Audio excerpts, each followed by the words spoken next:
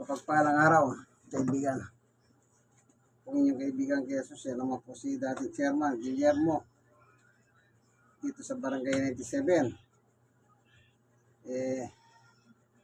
Hindi na po siya pwede kasi nga meron siya karamdaman, stroke siya. Kaya napakahirap. Sabi nga nung isang pinanggalingan kong bahay, si Kuya Manny, mahirap ang buhay kasi may sakit. Talagang mahirap pag may sakit.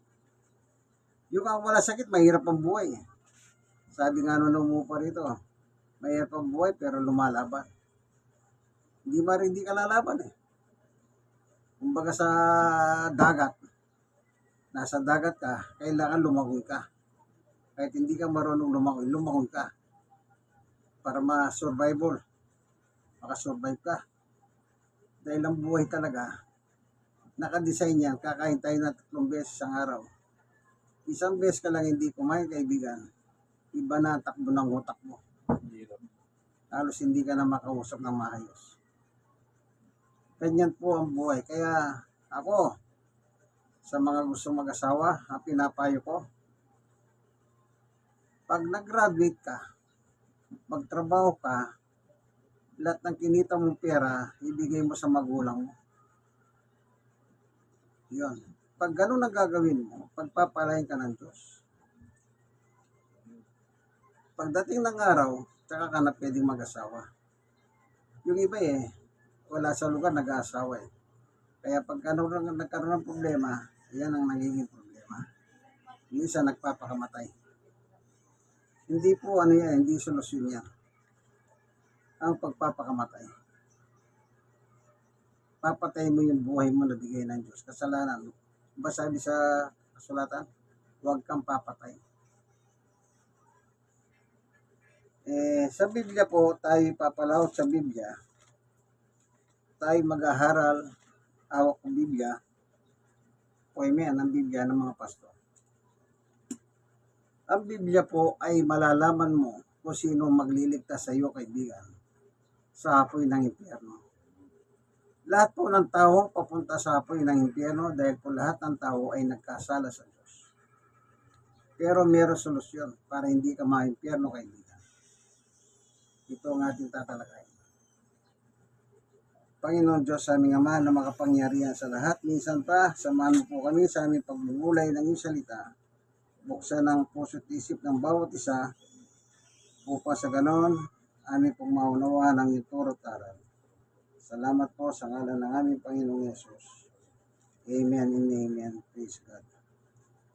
Meron tayong mababasa rito na sabi niya, hanapin natin sandali.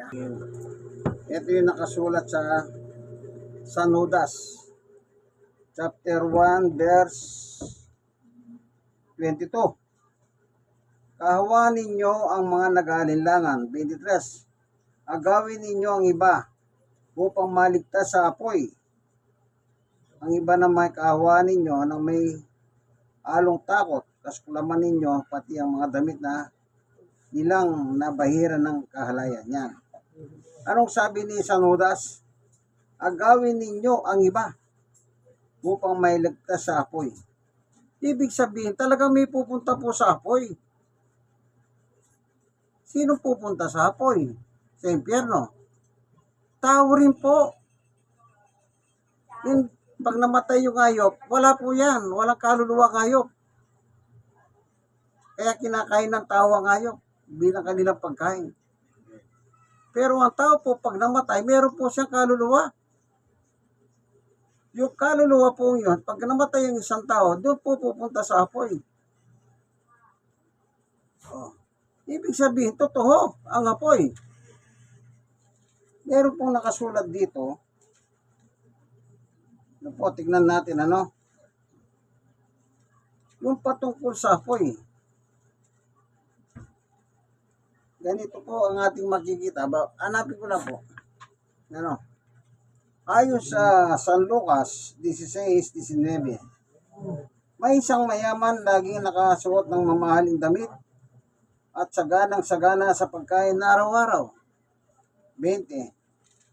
May isa namang pulubing nangangalang Lazaro natatad ng sugat sa katawan at nakahiga sa pintuan ng mayaman. 21. Sa angad na matapunan man lamang ng mga humong nauulog mula sa pag ng mayaman, at doon nilalapitan siya ng mga aso at dinidilahan ng kanyang mga sugat. 22. Namatay ang pulubi at siya dinala ng mga hangyal sa piling ni Abraham. Namatay rin ng mayaman at inilibing. Sabay silang namatay.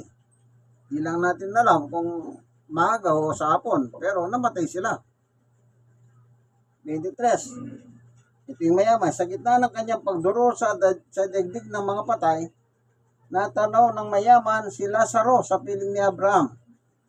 24. Kaya sumigaw siya, Amang Abraham, maawa po kayo sa akin.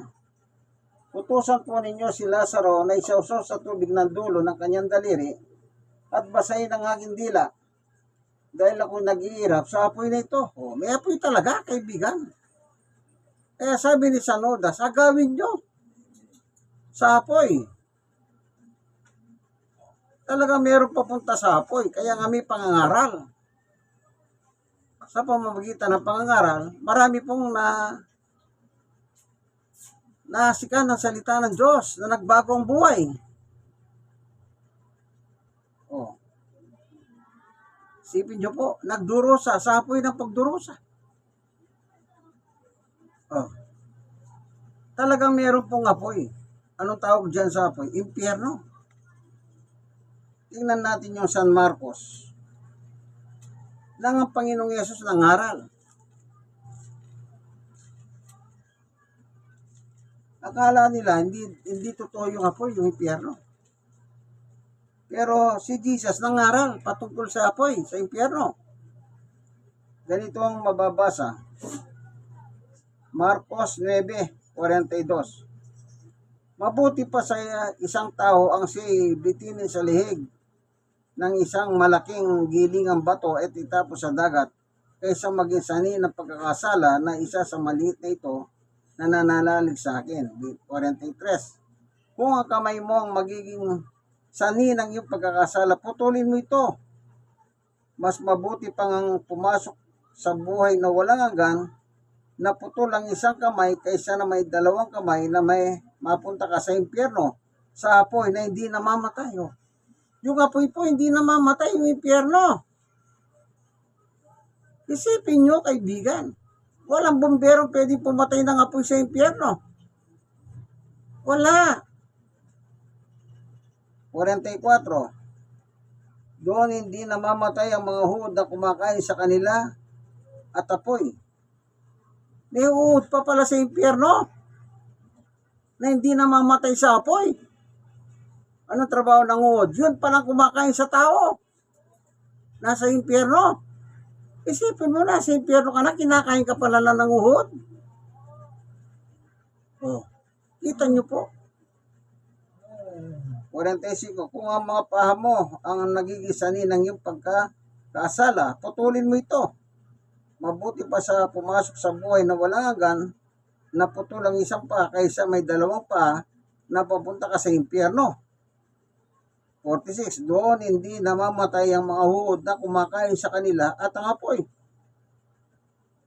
Hindi mo pala pwedeng patayin yung mga huod na kumakain sa mga tao nandun sa impyerno. At yung apoy ng impyerno, hindi rin pwedeng patayin. Tao po ang pupunta sa impyerno. 47. At kung isang mata mo magiging sanhi ng iyong pagkakasala, dukutin mo ito. Mabuti pang pumasok ka sa kaharian ng Diyos na iisa lamang ang mata, kaysa may dalawang mata, ngunit tatapon ka naman sa impyerno. 48. Doon hindi namamatay ang mga huod na kumakain sa kanila at ang apoy hindi napapatay. Si Jesus mismo nangaral ng impyerno. Apoy na hindi namamatay at may uhod pang kumakain sa tao. Dito sa lupa po, hanggat nabubuhay ka, hindi ka pwedeng uhurin kasi buhay ka. Pero may mga pasyente dito, tandaan niyo po, na may mga malalang sugat na yung sugat na yon meron ng uod. Kahit buhay siya, inuud yung paha. Kasi nga, yung sugat niya na hindi gumagaling. Pero yung uod na yun, pag nilagyan ng gamot, namamatay po yun. Pero yung sinasabing uod po sa impyerno, hindi po namamatay yun, hindi tinatablan ng apoy yun. Isipin mo, kaya napakahirap po ang kalagayan ng taong mapupunta sa impyerno. Hindi biro yan. Mismo ang Panginoong Yesus, ipinangaral niya ang impyerno. Naalala ko po nung araw, nung nag-aaral ako sa TESDA, meron kami isang profesor. Sabi niya, nag-abroad daw siya, ng 20 years siya sa Japan. Ngayon, sabi niya, meron kayong kasamaan sa Japan, sabi niya sa akin. Nananakot sila, tinatakot yung mga tao ron, na may impyerno daw sila. Sabi niya, bakit ka ako? Meron naman talagang impyerno Hindi sila nananakot. Mismo nga Panginoong Yesus nangaral ng impyerno. Nangaral ng apoy na hindi namamatay. Pananakot ba yun? Yan ay isang babala. Binabalaan tayo na merong impyerno. Tingnan natin, meron ba talaga mapupunta sa impyerno? Dito po sa Mateo chapter 25. Ang sabi rito sa 31. Sa malwalating pagdating ni Jesus kasamang lahat ng anghel, uupo siya sa kanyang trono ng kalwalatian. 32. Titipunin sa harap niya ang lahat ng bansa at sila'y kanyang pagbukod-bukurin tulad ng ginagawa ng pastor sa mga tupa at mga kambing. Tawag tinutukoy rito, pagbukod-bukurin, dalawang bukod. Kambing at tupa. 23. Ilalagay niya sa kanyang kanan ng mga tupa. Kanan yung tupa at sa kaliwa naman yung kambing. Yan, tandaan nyo. May kanan, may kaliwa. 24. Kaya sasabihin ng hari sa mga nasa kanan niya, yung mga tupa, ali kayo mga pinagpala ng aking ama, pumasok kayo at tanggapin ang kahariang inihanda para sa inyo mula pa ng likahin ng daigdig. Yan. Kaharian naman ng yung mga tupa. Ano bang tupa? Masunurin. Yung kambing. Ano sabi sa kambing? 41. At sasabihin naman niya sa mga kaliwa, yung kambing, lumayo kayo sa akin, lumayo kayo sa harapan ko, kayong mga isinumpa. Doon kayo sa apoy na di namamatay, na inihanda para sa dyablo at sa kanyang mga kampo. Sadyang mayroong mapupunta sa impyerno, kaibigan. Sino yon? Yung hindi marunong sumunod sa Diyos. O naalala nyo pa yung panalangin ng Ama namin na tinuro ni Jesus? Alam mo ba yon? Alam mo ba yung Ama namin, Brother Guillermo? Sige nga, recite mo nga ng malakas. Ama namin, sumasalangit ka, sambahin ang alam mo. Papa sa amin ang kaharian mo. Sundin ang loob mo dito sa lupa, para sa langit. Ngayon po kami namin kakain sa araw-araw. At pagkawamin po kami sa ayon ang pagkakasalan. Sige pa.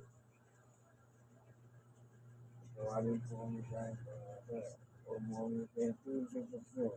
At iadya mo kami sa lahat ng masalarin. O yun. Anong sabi niya? Ama namin, nasa langit ka, sambahin ang ngalan mo. Sundin ang kalooban mo dito sa lupa para nang sa langit. Kaya dito pa lang sa lupa, sumunod tayo sa kalooban ng Diyos. Kung naniniwala po kayo sa Diyos. Ang problema, naniniwala ang tao sa Diyos, pero ayaw niya sumunod sa kalooban ng Diyos. Ang gusto niya, sundin ang kalooban ni Satanas. Bakit ko nasabing ganon? Lahat ng masama gawa ni Satanas.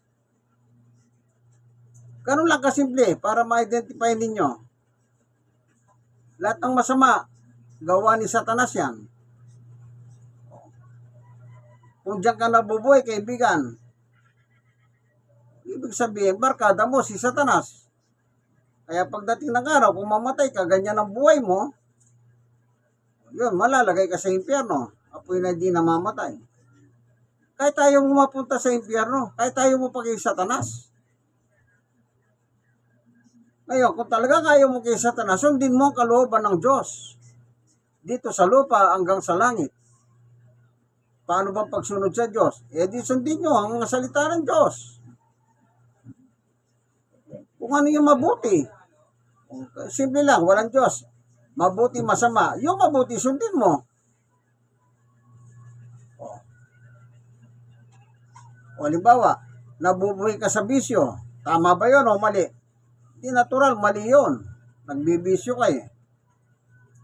Yun ang wawasak sa buhay mo. Yung bisyo mo. Kaya dapat sumunod na lang tayo, gumawa tayo ng mabuti. At yung mabuti, wala pong iba kundi yung salita ng Diyos. Roma, ano ba nakalagay dito? Sundin natin yung mabuti. Dito nakalagay, oh. 7:12 ng Roma. Kaya nga, kautusan ay banal at ang bawat utos ay banal, matwid at mabuti. Ano yung mabuti? Utos ng Diyos. Yun ang sundin mo, yung utos ng Diyos. Kung gusto mong mapabuti sa Diyos. Ngayon, kung gusto mong mapasama, sundin mo si Satanas. Lahat ng masama, yun ang gawin mo. Garantisado, pag namatay ka, sa impyerno ka. Bawa, yung dalawang karakter dito sa Biblia, pareho silang namatay. O, yung isa, nasaan yung isa? Ito, basahin natin. Dito sa libro ng San Lucas. Ito. Lucas 16:19. May isang mayaman, laging nakasuot ng mamahaling damit at sagana-sagana ang pagkain na araw-araw. May isa lamang pulubing nangangalang Lazaro, natatad na sugat ang katawan at nakahiga sa pintuan ng mayaman. Sangad na matapunan malamang ng mga mumunaulog mula sa apag ng mayaman. Doon nilalapitan siya ng aso, dinidila ng kanyang mga sugat. Namatay ang pulubi at siya dinalaan ng mga hangin sa piling ni Abraham. At namatay rin ang mayaman at tinilibing. Sa gitna ng kanyang pagdurusa sa daigdig ng mga patay, natanaw ng mayaman si Lazaro sa piling ni Abraham. Kaya sumigaw siya, ang mga Abraham, mahawa po kayo sa akin. Utusan po ninyo si Lazaro na isawsaw sa tubig ng dulo ng kanyang daliri at basahin ang aking dila dahil ako'y naghihirap sa apoy nito. Ang binasa ko po, Lucas chapter 16 verse 19 hanggang 24.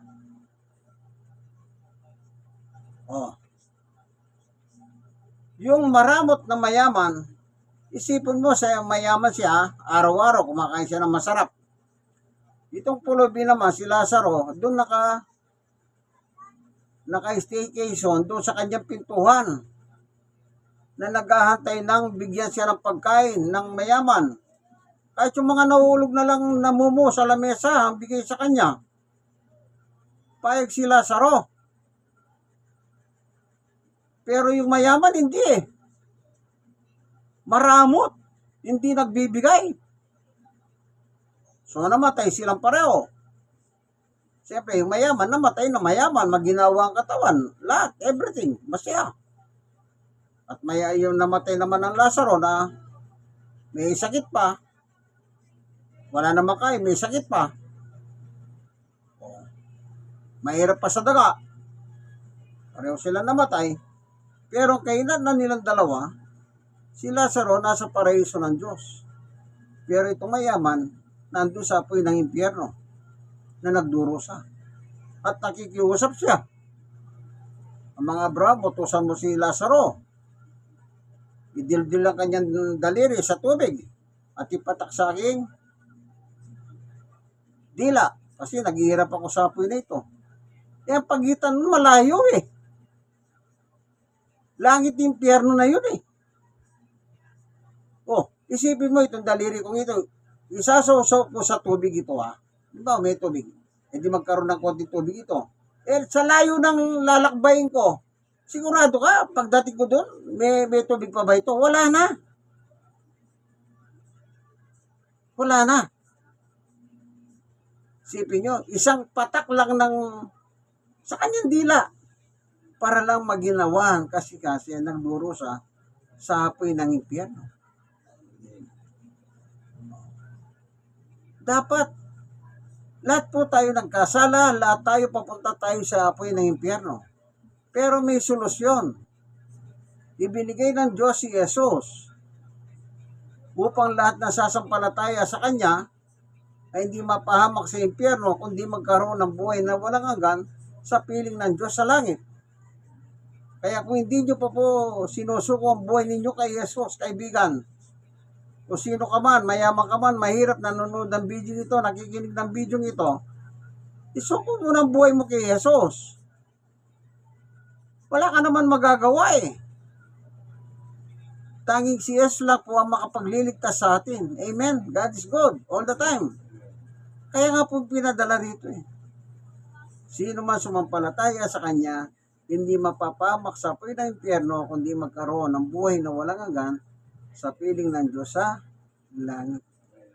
Salamat po, Panginoon Diyos, sa iyong pagtuturo sa amin, sa iyong pagtuturo sa amin, na ang apoy ng impyerno hindi biro. Ito'y totoo. Kaya sabi ni San Judas, agawin, kahabagan nyo sila na mapupunta sa apoy ng impyerno. Salamat po sa pangalan ni Jesus. Amen. Hanggang dito na lamang po ako inyong kaibigan Jesus, Brother Manny Bautista. Siya naman po si Brother Guillermo Saldana. Dati pong chairman dito sa kanyang barangay, Barangay 97, Zone 8, District 1, Tondo, Manila. God bless us all po. Bye-bye.